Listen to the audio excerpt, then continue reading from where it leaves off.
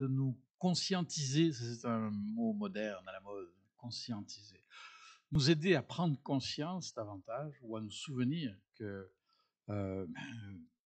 oui, dans le monde, il y a des chrétiens qui sont persécutés. Il y en a toujours eu, il y en aura toujours, selon les Écritures et selon la nature un peu des choses. Mais on ne peut pas juste dire, ben oui, c'est dommage. C'est notre famille, ce sont nos frères, ce sont nos sœurs, on est tous concernés. Alors le thème cette année qui a été proposé par Portes Ouvertes. Portes Ouvertes, c'est une association euh, qui est née en Europe il y a plus de 50 ans, bien plus de 50 ans, euh, qui, euh, qui a d'abord fait une œuvre assez étonnante pour propager la Bible dans les pays communistes de l'époque. Il y en a qui le sont encore, mais à l'époque, il y en avait plus. Et où, bien que ce soit interdit par la loi, communiste ou autre, totalitaire, hein, où la Bible était proscrite, interdite, et, et donc c'était de passer en contrebande des Bibles. Et en particulier, ça a commencé par un monsieur qui s'appelait Frère André, rien à voir avec l'oratoire Saint-Joseph, avec tout le respect, mais je précise quand même, et un homme de Dieu remarquable. Et il se trouve que cet homme de Dieu remarquable est décédé il y a 15 jours. Diapo suivante, s'il vous plaît. Euh, oups. Alors on va aller un petit peu plus loin. Diapo suivante. Après, on fera peut-être une petite marche arrière. Peut-être, voilà. Et un homme d'une simplicité remarquable et d'une foi remarquable qui a laissé un témoignage absolument incroyable. Alors, il arrivait avec sa petite Volkswagen, comment on appelle ça, Bug, là, les petites Volkswagen, vous savez. Il arrivait à la frontière vers les pays de l'Est de l'Europe avec une Bible, une voiture où il y avait plein de Bibles. Et il priait littéralement en disant, Seigneur, tu as ouvert les yeux des aveugles, tu peux fermer les yeux de ceux qui voient. Ouais, sauf que ça vous fait rire, mais lui, c'était sa vie. Mais oui, oui, c'est drôle. C'était osé quand même, hein. Il fallait oser. Et c'est ce qui s'est passé. Et je crois qu'il a fait quelques séjours en prison, mais il a fait ça pendant des décennies. Et il a fait passer comme ça des centaines de milliers de Bibles. Ensuite, des équipes qu'il a formées autour de lui.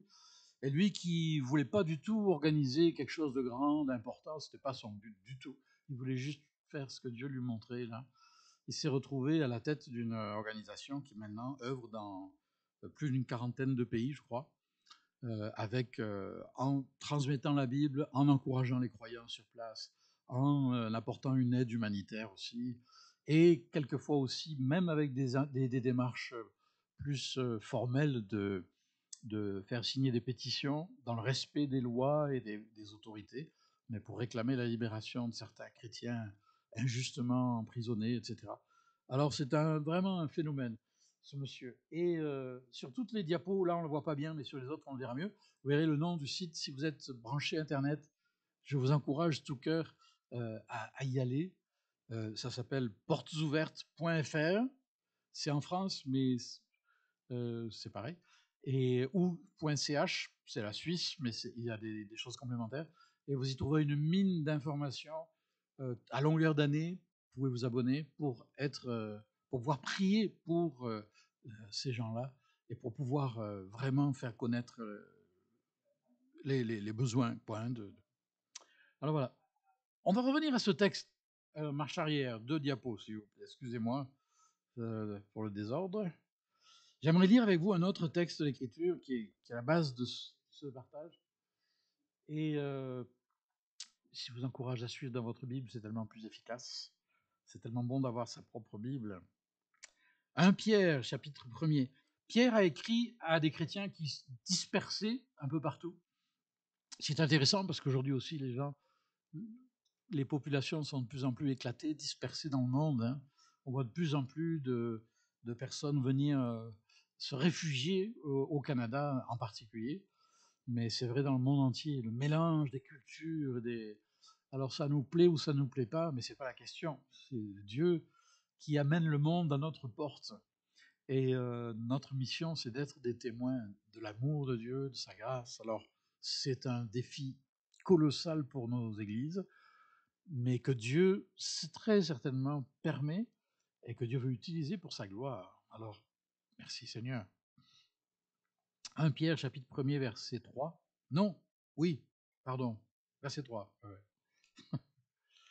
Béni soit Dieu, le Père de notre Seigneur Jésus-Christ, conformément à sa grande bonté, et nous a fait naître de nouveau à travers la résurrection de Jésus-Christ pour une espérance vivante. Est-ce que votre espérance est vivante ce matin? Bonne question. Pour un héritage qui ne peut ni se détruire, ni se souiller, ni perdre son éclat. Il vous est réservé dans le ciel, à vous qui êtes gardés par la puissance de Dieu, au moyen de la foi, pour le salut prêt à être révélé dans les derniers jours, dans les derniers temps. C'est ce qui fait votre joie, même si maintenant, puisqu'il le faut, vous êtes pour un peu de temps, encore un peu de temps, attristés par diverses épreuves. Ainsi, la valeur éprouvée de l'or, de votre foi, beaucoup plus précieuse que l'or, qui est périssable, et que l'on soumet pourtant à l'épreuve du feu pour enlever les scories, les saletés, pour que l'or soit pur. Eh bien, tout cela aura pour résultat la louange, la gloire et l'honneur lorsque Jésus-Christ apparaîtra. Vous l'aimez sans l'avoir vu, vous croyez en lui sans le voir encore, et vous vous réjouissez d'une joie indescriptible et glorieuse, parce que vous obtenez le salut de votre âme pour prix de votre foi. Amen. C'est quelque chose. Diapo suivante. Oui, on continue. Les prophètes qui ont parlé de la grâce qui vous était réservée ont fait de ce salut l'objet de leurs recherches et de leurs investigations. Fascinant, ça. Les prophètes, je veux dire, c'était des hommes qui avaient une ligne directe avec Dieu, si je peux m'exprimer ainsi. Dieu leur parlait et parlait à travers eux. Wow, c'était des hommes inspirés. Ils avaient tout ce qu'il fallait.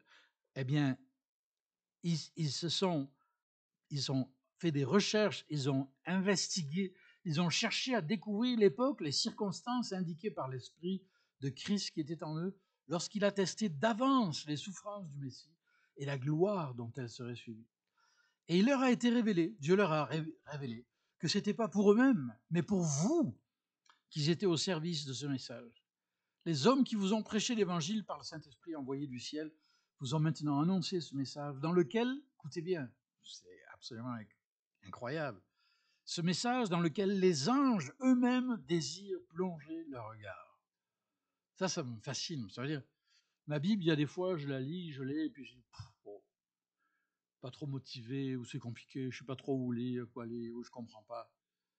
Mais Dieu me dit que les anges eux-mêmes désirent plonger les regards dans le message de l'Évangile et tout le message, la révélation de Dieu. C'est quelque chose quand même. Les anges qui vivent dans la présence de Dieu, qui ont beaucoup plus de lumière et de révélation que nous, ils sont en extase, en admiration devant ce que Dieu nous a donné en Jésus-Christ et par sa parole. Ça devrait nous donner le goût quand même, non? De la lire, de la relire. D'aller trouver le pasteur ou d'autres chrétiens avancés puis dans la foi, puis dire aide-moi à mieux lire ma Bible, aide-moi à mieux comprendre, parce que j'en ai soif, j'en ai besoin, j'en ai besoin. Il est question de foi, il est question d'épreuve, et c'est un peu désolant de voir que très souvent, nous chrétiens du XXIe siècle, quand on parle des épreuves et qu'on cite les versets de l'Écriture qui nous parlent d'épreuves, on les applique à nos bobos personnels, nos problèmes de santé. On n'a pas tout à fait tort. Mais la vérité, c'est que la plupart des textes dans l'Écriture qui nous parlent d'épreuves liées à la persécution, au prix à payer pour être chrétien, prix que beaucoup de chrétiens ont payé dans les premiers siècles et à travers 2000 ans d'histoire. On a exemple les épîtres de Pierre. Elles ne nous parlent pas de nos petits bobos, là. Elles ne nous parlent pas de nos fins de mois un peu difficiles. Pardon, Jésus en parle, l'Écriture en parle. Bien sûr que Dieu veut pourvoir à tous nos besoins, mais j'ai besoin de me souvenir que le monde ne gravite pas autour de moi. L'univers ne tourne pas autour de la Terre. Il y a longtemps qu'on l'a découvert. On est juste un tout petit grain de sable dans l'univers, là, vraiment. Et pourtant, on a du prix aux yeux de Dieu. Et pourtant, il prend soin des petits oiseaux. C'est Jésus lui-même qui le dit. C'est pas une petite leçon pour les enfants, là, seulement. C'est pour nous. Dieu prend soin de toute sa création, il veut prendre soin de nous. Mais nous ne sommes pas le centre de l'univers, du royaume de Dieu. C'est Dieu qui en est le centre. Le centre du royaume, c'est le roi. Et on a besoin de s'en souvenir, d'accepter de regarder au-delà de nos seuls soucis. D'ailleurs, ça fait du bien. Penser à autre chose un peu, non? Et puis de réaliser qu'il y a de grands besoins autour de nous. Alors voilà, l'Église persécutée dans le monde. Diapo suivante, s'il vous plaît. Nous met devant des chiffres qui sont effrayants, si on veut. On estime qu'il y a environ, évidemment que c'est très à la louche, comme on dit, on parle de 360 millions de chrétiens persécutés sous une forme ou l'autre, à un degré ou l'autre, dans le monde. Je veux dire, c'est 360 millions. C'est 10 fois le Canada, 10 fois toute la population, 42 fois la population du Québec, si vous voulez. Ça donne une idée un peu de l'immensité. Et ça, c'est aujourd'hui. Dans au moins 70 pays du monde, en fait, il y a des chrétiens qui peuvent être persécutés pour leur foi au Québec. Il y en a eu, il y en a. Ceux qui vivent leur engagement, puis qu'on se moque d'eux quand ils parlent de la Bible, ou qui osent dire qu'ils croient en Dieu et en l'Évangile. Donc la persécution, c'est pas quelque chose qui est réservé à des frontières lointaines, hein, mais à des degrés divers. L'intimidation à cause de la foi, et ça peut aller loin, même dans nos pays riches et plus ou moins démocratiques, même dans nos pays où on est tellement béni, tellement choyé, on a besoin d'être conscient de la persécution. D'ailleurs, l'apôtre Paul dira, tous ceux qui vivent pieusement en Jésus-Christ, c'est-à-dire qui vivent vraiment leur foi, seront persécutés.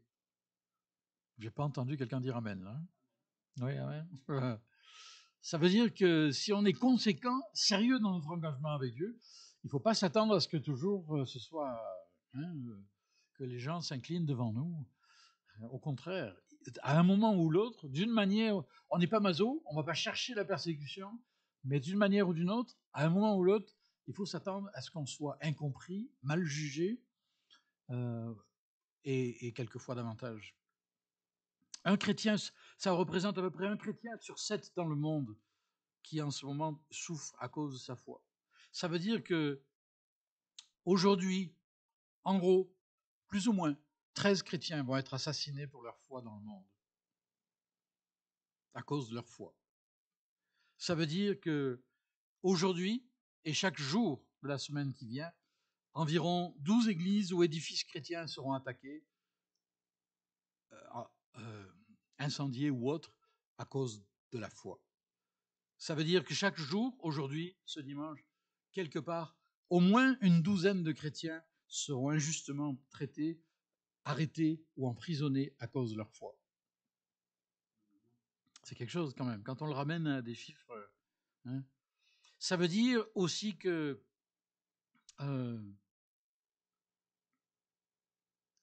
la persécution dans le monde a augmenté de manière, même depuis par rapport aux chiffres qu'on avait l'année dernière quand j'étais parmi vous, le nombre de chrétiens tués dans le monde a augmenté d'environ 24%. Le nombre d'églises ciblées, notamment surtout en Chine, a augmenté de 14%. Et le nombre de chrétiens emprisonnés à cause de leur foi a augmenté d'environ 44%. C'est assez énorme. Ça veut dire, c'est pas du passé la persécution des chrétiens, c'est une réalité présente. Je vous avais montré ces diapos, alors je ne vais pas m'y attarder trop. L'année dernière déjà, mais je les avais trouvées tellement excellentes. La prochaine, notamment, voilà, qui parlait de, je ne sais pas si vous vous souvenez, de persécution, marteau et étau, deux images très fortes, ce qui veut dire qu'il y a la persécution très violente, des gens qui sont assassinés, kidnappés, ou des mariages forcés, ou des agressions physiques, destruction de biens, viol, torture. Ça, c'est violent, c'est la persécution violente. Mais il y a aussi la persécution étau, c'est-à-dire petit à petit, on essaie de décourager les gens de lire leur Bible ou d'aller à l'église ou de se réunir, etc. L'oppression, le rejet, le déni de leurs droits, l'exclusion, le procès injuste, intimidation, menace. Ça existe. Et au fait, soyons honnêtes, il y a des tas de gens qui ne sont pas du tout chrétiens et qui sont persécutés aussi, et qui méritent nos prières. Il y a des musulmans qui sont injustement non seulement persécutés, mais même massacrés dans certains pays du monde à cause de leur appartenance religieuse. Et notre mission, c'est pas de nous en réjouir, loin de là. Nous croyons que Dieu aime tous les hommes, toutes les femmes, indifféremment de leur croyance, de leur origine, de leur couleur de peau, certainement, de leur accent. Dieu aime tous les hommes et veut qu'ils soient sauvés. Et notre prière, c'est que chacun, y compris les persécuteurs, ça c'est plus dur. Ben, c'est plus dur si on est concerné, ou si on se sent vraiment concerné. C'est-à-dire, Seigneur, viens en aide à ces gens, viens, je pense aux talibans par exemple, et à plein d'autres. Diapo suivante, s'il vous plaît. La persécution, certaines certitudes, elle a toujours existé. Il ne faut pas la confondre avec nos petits bobos, même si peut-être ils sont gros à nos yeux. Et peut-être que c'est vrai, mais c'est pas tout à fait la même chose. Et méfiez-vous quand on dit, je l'ai souvent entendu, oh, une bonne persécution, puis après il y aura le réveil. Moi, je n'oserais pas. Je suis pas maso, et c'est pas toujours vrai. Il y a des pays où les chrétiens ont été persécutés, où l'Église a été presque anéantie, au moins pendant un temps. Donc oui, mais non. On n'est pas obligé d'être masochiste, si je peux le dire comme ça, mais on est certainement obligé d'être solidaire de nos frères et sœurs qui souffrent.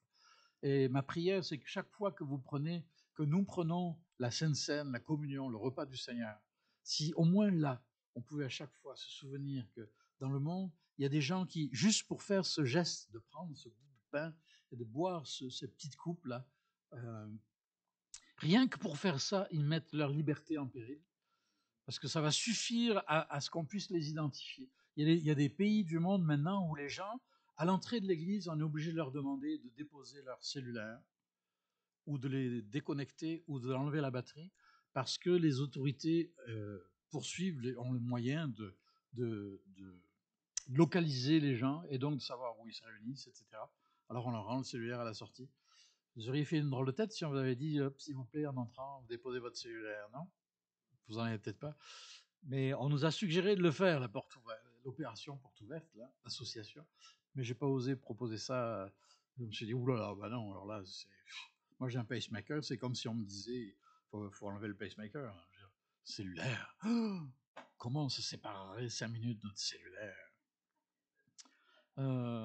Dans d'autres pays, on est obligé de fouiller les gens à l'entrée. On parle d'église, on fouille les chrétiens à l'entrée. Vous allez dire, mais c'est scandaleux. Hein, et la liberté, alors, hein, parlons-en. Hein, ces derniers temps, on a beaucoup clamé haut et fort. Non, on n'a pas le droit de toucher à ma liberté.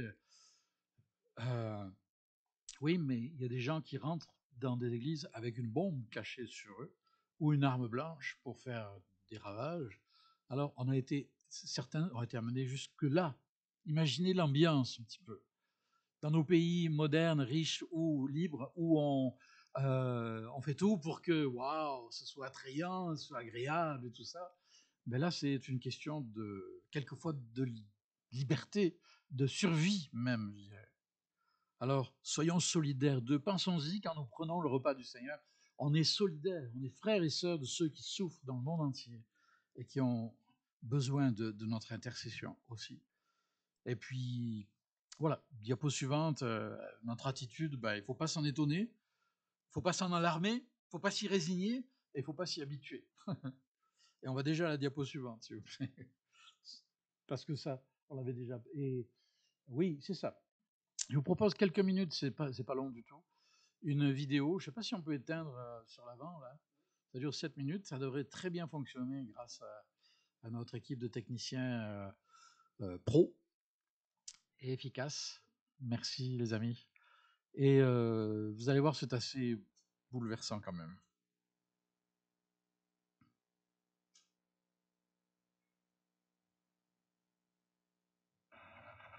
Taliban काबुल में आए थे। उसी रात मेरी बहन ने अपने बेटे को जन्म दिया था।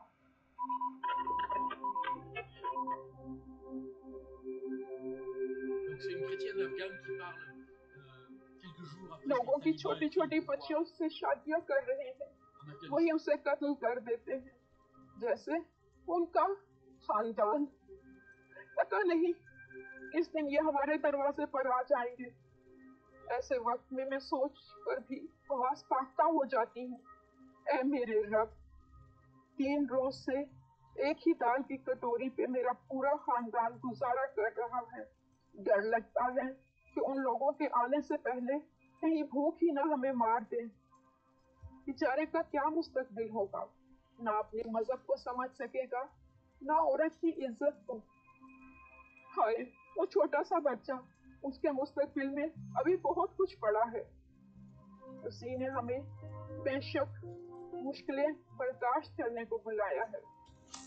जब उन्होंने मसीह को नहीं छोड़ा तो हमें कैसे छोड़ेंगे?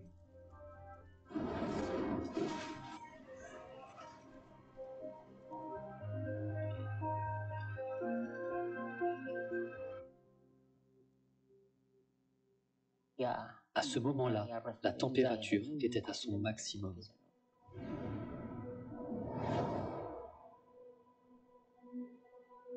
Je vous dis la vérité, plus que le manque de nourriture et d'eau, le plus grand défi était le climat. C'était un désert comme le Sahara, difficile d'y survivre.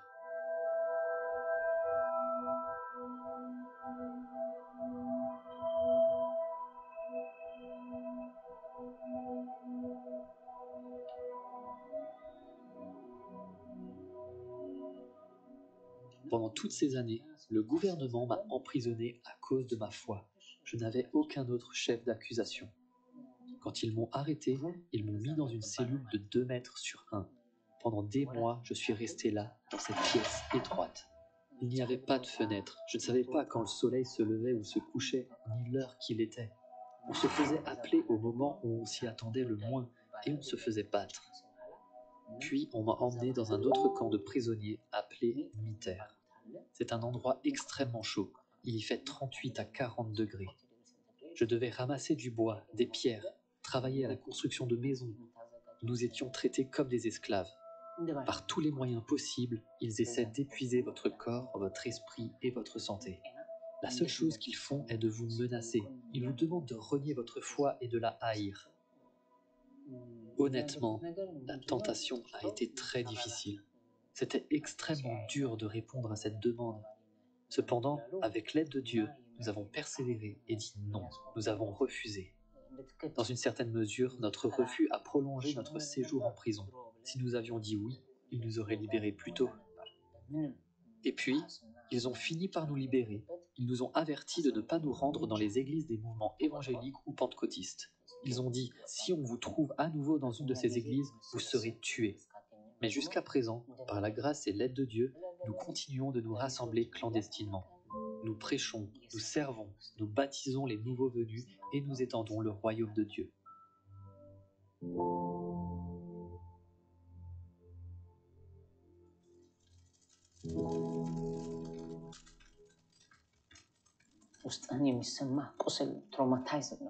La douleur que vous subissez vous traumatise.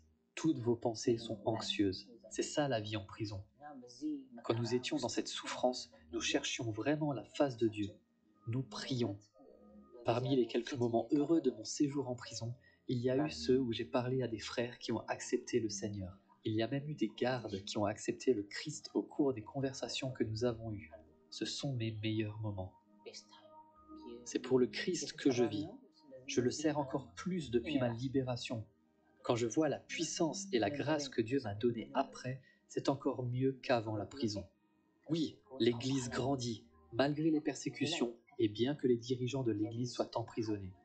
Elle poursuit sa mission. La persécution n'a pas fait perdre à l'Église sa puissance. L'Église ne sera pas fermée. Gloire à Dieu. La lumière de l'Église brille. Son goût devient bon comme le sel.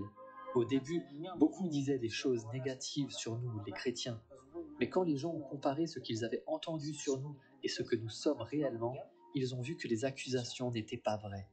Ils voient que nous sommes de vrais croyants. Ils voient la pureté de l'Évangile en nous.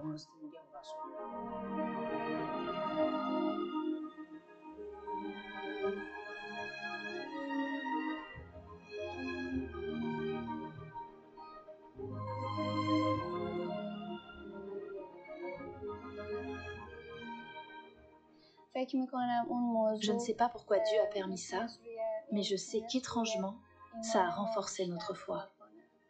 La persécution affermit la foi. Dans l'épreuve, ta foi se construit.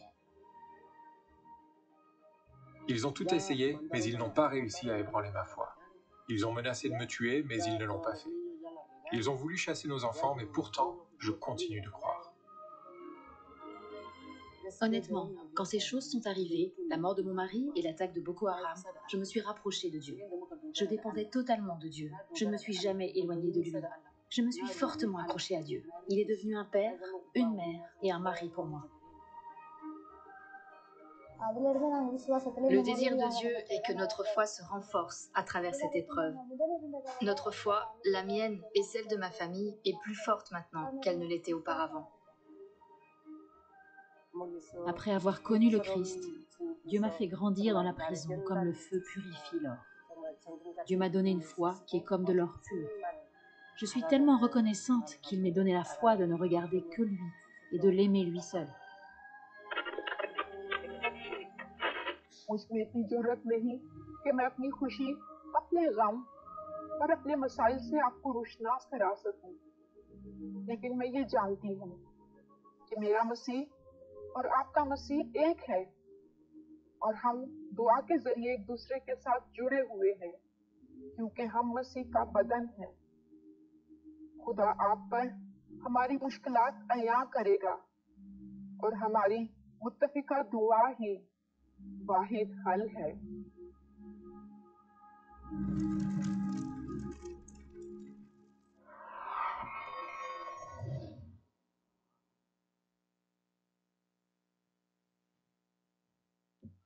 Voilà quelques témoignages, donc en particulier de l'Afghanistan. Et je vous encourage, quand vous entendez les nouvelles, quelquefois on dit « Oh, j'écoute plus les nouvelles, c'est trop... » Ben, c'est ça, il y a un équilibre à garder dans toute chose, mais je vous encourage à écouter quand même un peu, au moins pour se faire une idée de ce qui se passe dans la réalité de notre monde, et d'en faire un sujet de prière, même devant votre écran de télévision, votre ordinateur, votre téléphone. Seigneur, ta grâce sur nos frères et sœurs en Afghanistan, qui vivent dans la peur, qui ont quitté et perdu leur maison, leur travail. Seigneur, pour toutes ces femmes discriminées et qui souffrent de tout ce contexte misérable. Seigneur, ta grâce sur ton Église, ta grâce sur nos frères et sœurs, qui, au lieu de se décourager, persévèrent et se fortifient dans la foi, qui deviennent des exemples pour nous, alors que c'est nous qui voulons être des exemples pour eux, des encouragements. Seigneur, bénis nos frères et sœurs, que quand nous partageons le pain et la coupe, Seigneur, rends-nous sensibles au fait que nous sommes membres les uns des autres, membres d'un même corps. Dans nos maisons, quand nous entendons parler de ces pays où il y a tant d'épreuves et de souffrances, je pense aussi à l'Ukraine et à la Russie, d'autres contextes. Seigneur, bénis ton peuple, bénis ton Église, bénis tous ceux qui t'aiment et qui veulent partager la bonne nouvelle autour d'eux pour la paix, pour le bien de leur peuple, qui prient pour les autorités de leur pays, alors même qu'ils sont des dictateurs ou autres. Seigneur, qu'on puisse ne pas se résigner, autrement dit. Bien au contraire. On a commencé ce culte en chantant qu'on est devant le trône de Dieu, hein, qui est glorieux, qui règne. Hein. Alors, que Dieu nous garde, parce que quelquefois on peut sombrer comme ça dans une attitude de résignation. Oh, bah, c'est comme ça. En tout cas, moi, c'est ma tentation parfois. Ben non, on ne peut pas, c'est pas possible. Dans notre nature même de chrétien, on est appelé à être porteur de l'espérance, porteur de la vie, porteur de la bonne nouvelle, jusqu'au bout, jusqu'au jour où le Seigneur nous prendra avec lui. On est en mission. Amen. On est en mission. J'ai dit amen, mais c'est pas fini, pas tout à fait. 2 diapos, mais on va pas s'y attarder sur les 2 suivantes, sur l'Afghanistan. Mais par contre, tout à l'heure, je serais heureux de vous remettre une petite feuille qui ressemble beaucoup à celle que je vous avais donnée l'année dernière, mais qui a été mise à jour. Alors, si vous êtes intéressé, tout à l'heure, on sera heureux de vous la remettre. 2 diapos sur l'Afghanistan, mais peut-être ça peut être utilisé plus tard à l'occasion. Mais On ne va pas s'y attarder maintenant, mais en allant sur le site portesouvertes.fr, vous pouvez avoir toutes sortes d'informations qui nourrissent la foi et en même temps qui encouragent l'intercession et la solidarité, je dirais. Diapo suivante.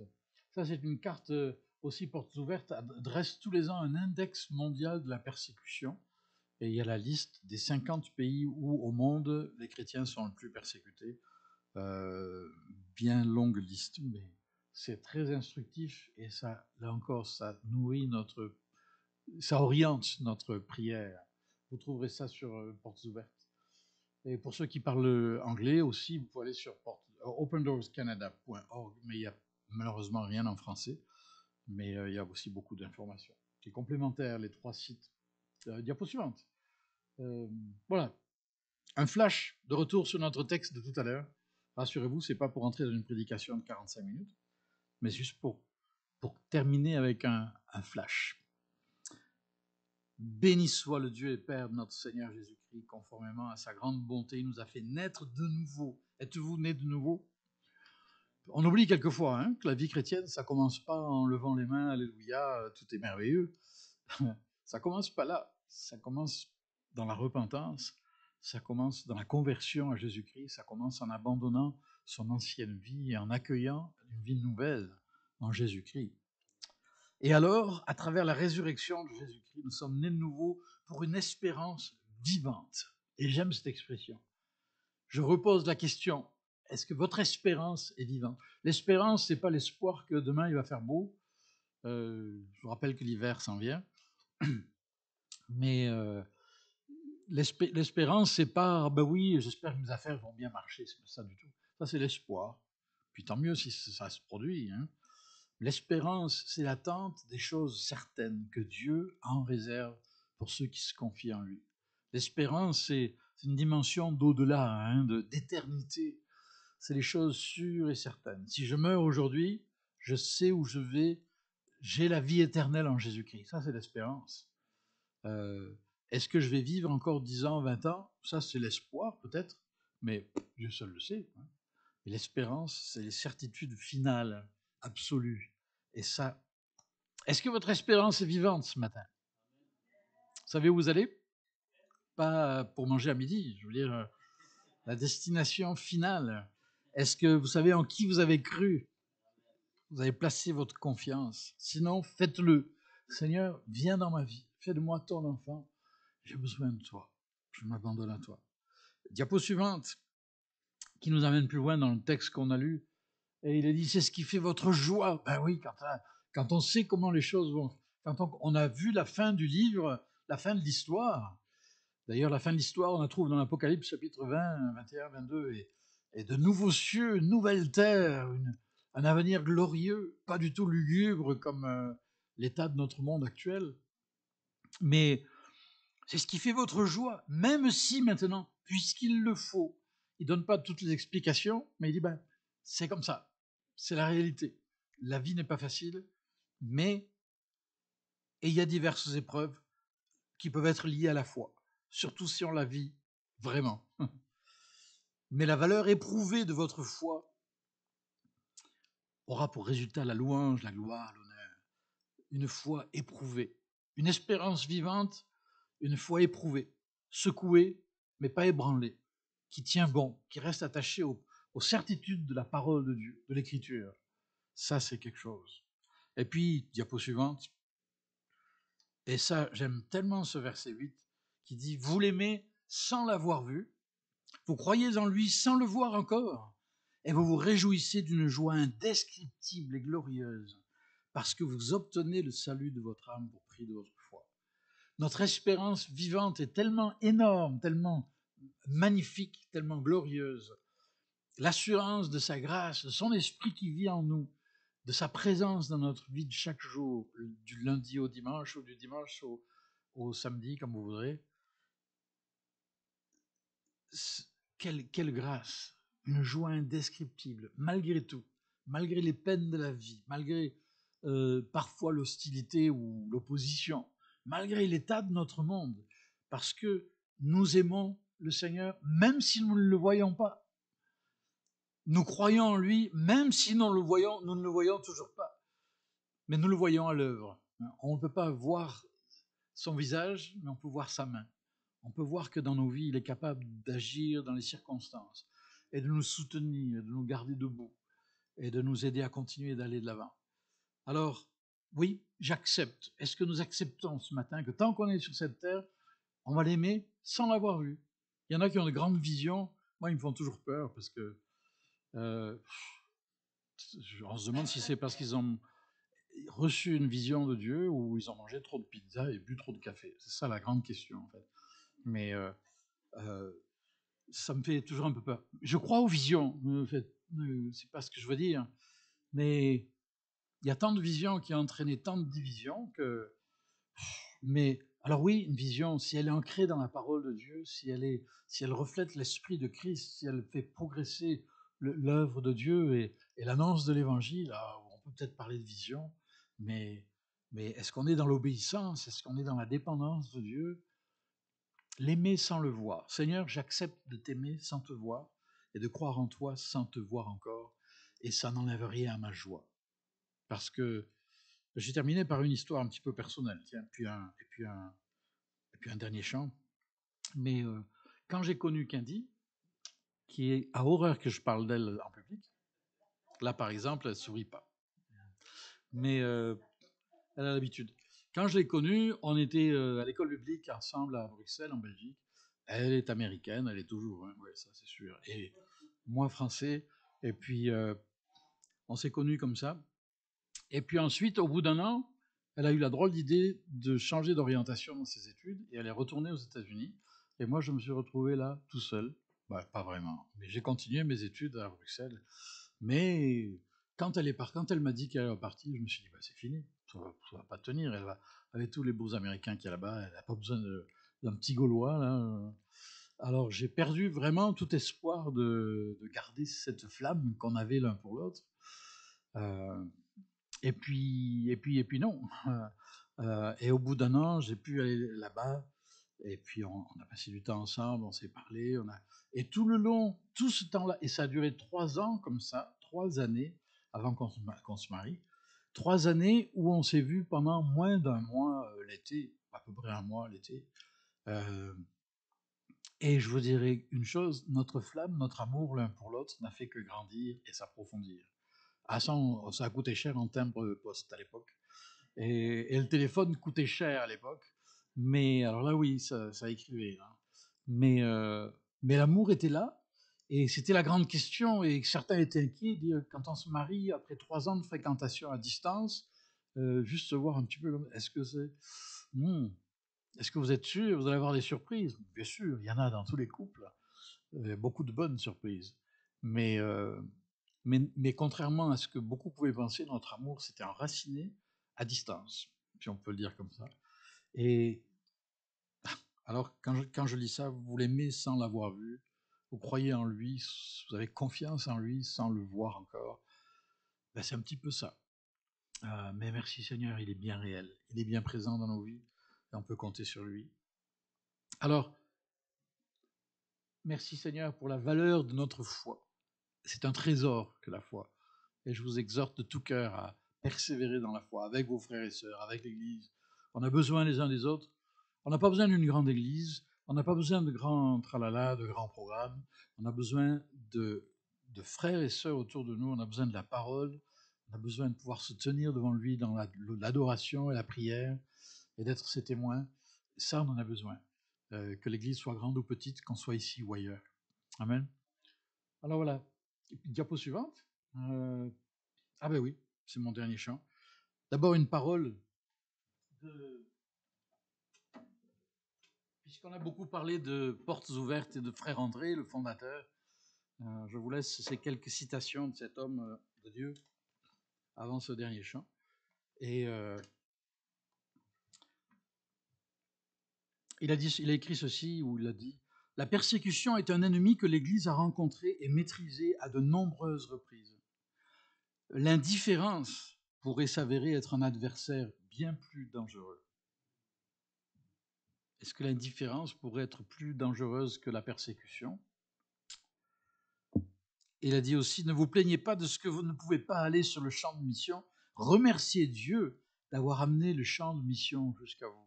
Et ça, c'est tellement vrai aujourd'hui plus que jamais. Et puis cette prière qui nous laisse, quand, où, comment veux-tu que j'aille, Seigneur? C'est là que j'irai.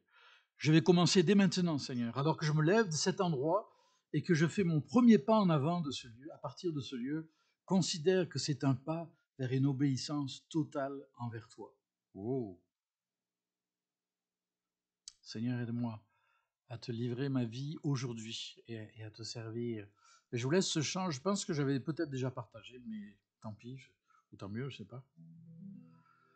C'est un chant qui vient vraiment me chercher en profondeur sur une mélodie et les paroles s'inspirent d'un texte de croyants cathares. Les croyants cathares, c'était des gens qui avaient une foi un petit peu embrouillée, peut-être. Mais c'est parce qu'ils avaient voulu refuser le carcan de la tradition et des contraintes religieuses de l'époque qui n'avaient plus rien à voir avec l'Évangile. Ils ont voulu revenir à la simplicité et les autorités n'ont pas aimé ça. On les a éradiqués, exterminés. Ça a été un drame terrible en Europe et en particulier dans le sud-est, sud de la France, sud-ouest. Et je vous laisse ce chant comme une prière, c'est la mienne et j'espère que c'est la vôtre aussi. Avec tous ceux qui ont tout donné, les yeux fixés sur l'éternité, jusqu'au bout je veux t'aimer, quel qu'en soit le prix.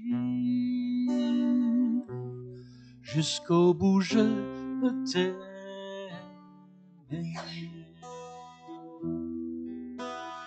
Vienne l'épreuve au jour du malheur,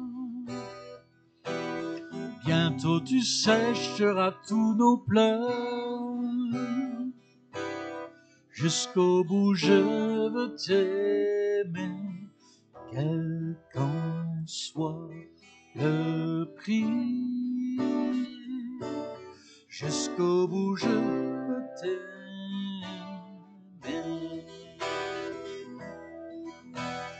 Nos cœurs soupirent après ton retour, que vienne enfin ce glorieux jour. Jusqu'au bout je veux t'aimer, quel qu'en soit le prix. Jusqu'au bout je veux t'aimer.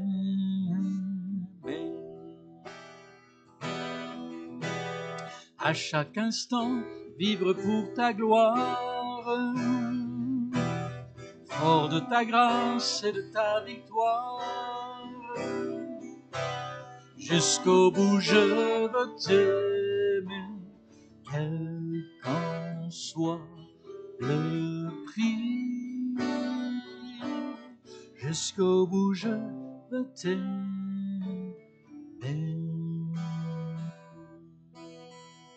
Avec tous ceux qui ont tout donné,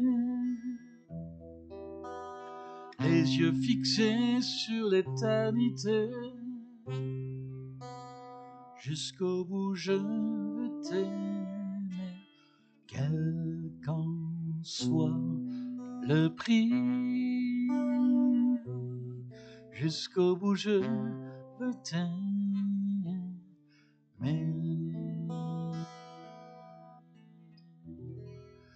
Oui, Seigneur, nous voulons t'aimer, toi qui nous as tant aimés, le premier.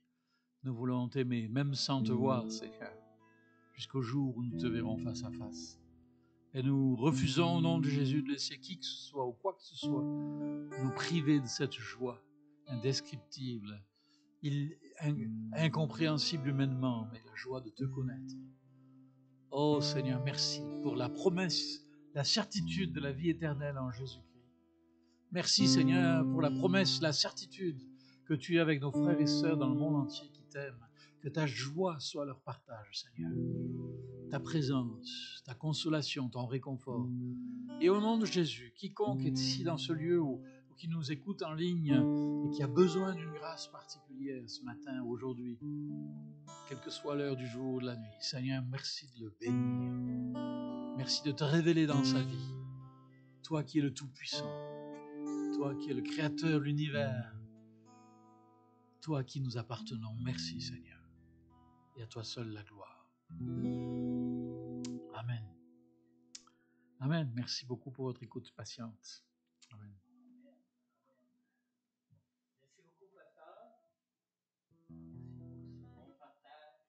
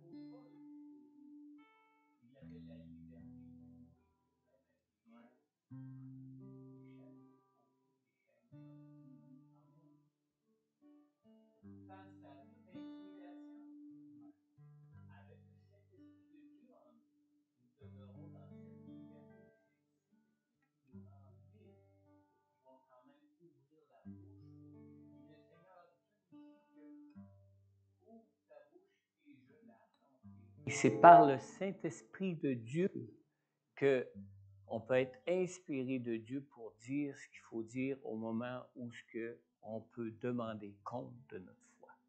Amen. Prions pour remercier le Seigneur. Seigneur Jésus, merci pour ta grâce, pour toutes tes grâces. Merci pour le Dieu qui est vivant et puissant. Et non seulement nous savons que tu es vivant, mais nous goûtons à ta vie, nous goûtons à ta puissance, nous goûtons à ta personne qui habite en nous à chaque instant de nos vies, Seigneur.